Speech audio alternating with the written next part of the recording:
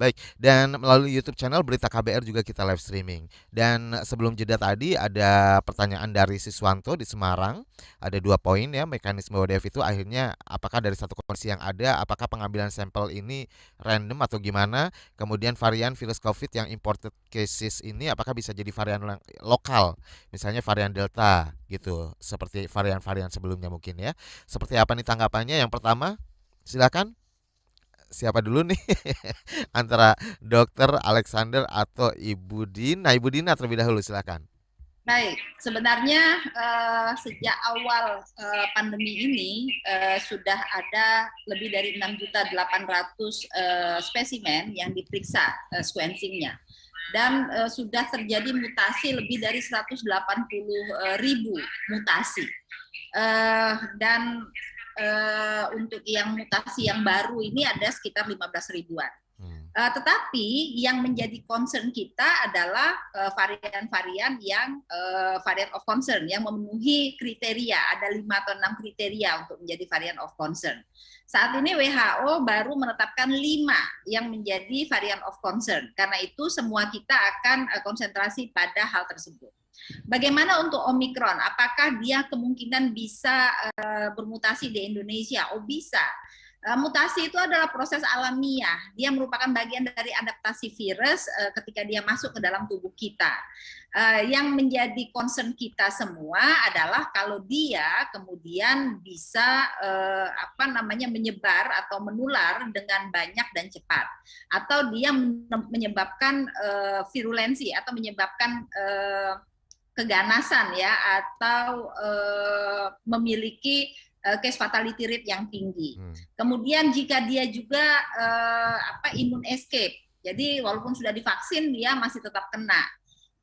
Seperti beberapa varian juga begitu, Omikron juga begitu. Hampir sebagian besar yang terkena itu sudah divaksin 2 kali. Tetapi dampaknya adalah mereka biasanya gejalanya ringan atau bahkan tanpa gejala. Walaupun demikian bukan berarti tidak bisa terjadi kematian oleh Omikron. Sudah banyak negara melaporkan kematian dengan Omikron. Meskipun sudah divaksin, Ibu.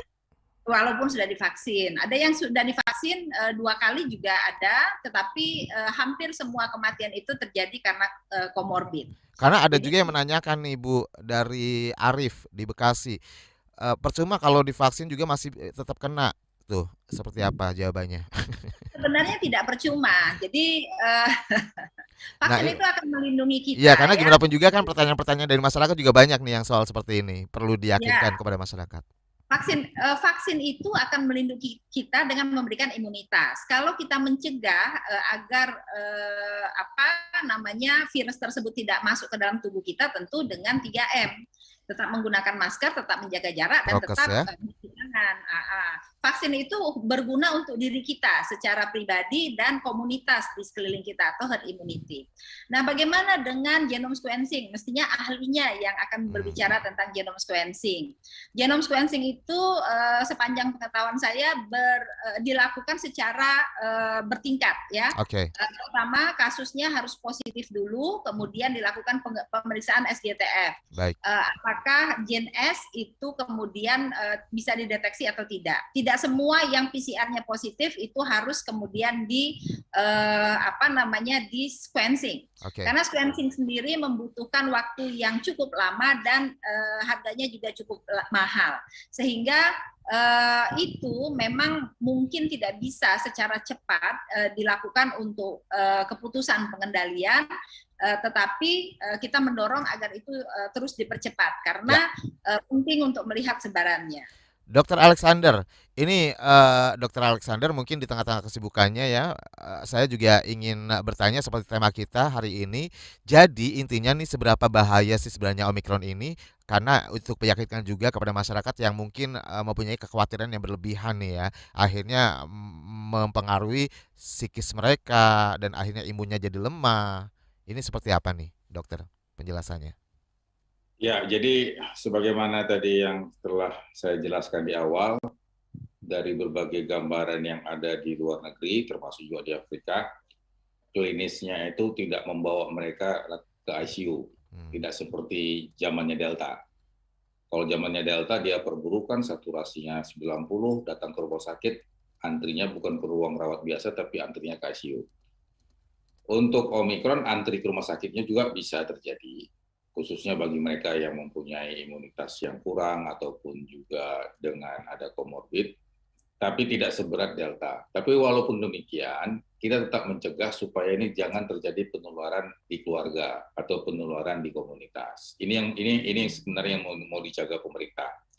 Dia tetap imported cases dan kemudian bisa dikendalikan. Kalaupun terjadi transmisi melalui kontak-kontak eratnya, ini juga masih bisa dikunci. Jangan sampai dia masuk ke desa, ke kelurahan.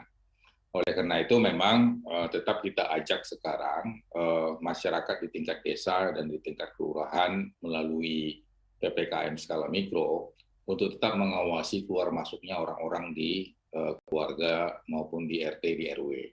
Jadi kalau memang ada bergejala, ada sakit, ataupun ada seseorang yang datang dari tidak jelas dari mana, ini kontak tracing harus dilakukan. Jadi salah satu caranya adalah kontak tracing ini harus dilakukan. Jadi bagi mereka yang bergejala, bagi mereka yang sakit, ini harus segera diperiksakan. Kalau dia sakit, dia harus segera diisolasi. Kalau dia memang kita duga dia datang dari luar, baru pulang dari Malaysia atau dari mana, walaupun dia sudah dikarantina, tapi tetap saja kita amatin. Jadi kalau ada bergejala, dia tetap harus dipisahkan. Ini salah satu yang menjadi tugas kita bersama, agar jangan virus tersebut menjadi masif di masyarakat dan kemudian menular di masyarakat, sebagaimana sekarang di India ini sudah mulai terjadi nih. Jadi di India kasus sudah mulai naik. Dan jadi potensi gelombang ketiga juga bisa ya dokter ya? Ya, jadi tugas kita bersama untuk mencegah ini semua. Oke. Jadi oleh karena itu kita harus jangan tawar-menawar bagi mereka yang sakit. Kalau mereka memang sakit harus dipisahkan. Baik. Jangan disembunyikan di rumah. Kesalahan kita waktu kasus Delta kemarin itu banyak kita isoman di rumah. Baik. Sehingga akhirnya mengenai orang-orang tua, mengenai ibu-ibu yang lagi hamil, termasuk juga mereka yang imunitasnya rendah, akhirnya kita mendapatkan kasus yang sedemikian tinggi dan kemudian kasus kematian juga yang luar biasa. Jadi perlu diingat juga nih pesan dari Dokter Alexander Kaginting nih ya, bahwa masyarakat ini juga harus ikut berkontribusi. Artinya bukan hanya menjadi tugas pemerintah saja, tapi juga tugas kita semua gitu ya dokter ya, kira-kira ya. Ya, ini tugas kita bersama nih, kita bersama tuh. Baik, kita bergotong royong. Nah, mungkin ada pesan dari Ibu Mas Dalina, kira-kira apa nih yang ingin disampaikan kepada masyarakat supaya juga masyarakat paham betul nih, ini seberapa bahaya sih sebenarnya Omikron ini? Karena banyak yang mengatakan khawatir gitu. Ya, kepada masyarakat tidak usah panik berlebihan karena tentu pemerintah sudah mengusahakan berbagai cara untuk bisa memutuskan rantai penularan. Tetapi tetap harus waspada karena beberapa hari terakhir ini kasus kita kembali meningkat walaupun sebagian besar masih bisa dikunci di pintu masuk. Tetap menggunakan masker, tetap menjaga jarak, tetap mencuci tangan dan mengurangi aktivitas. Kalau tidak sangat penting tidak perlu pergi ke luar rumah. Dan jangan lupa yang belum vaksin segera vaksin. Ya. Vaksin selalu ada gunanya. Terima kasih sekali untuk kedua narasumber kami yang sudah bergabung di ruang publik KBR pagi hari ini yang dipersembahkan oleh PMI, didukung oleh USAID dan juga IFRC. Saya Rizal Wijaya pamit. Terima kasih. Salam.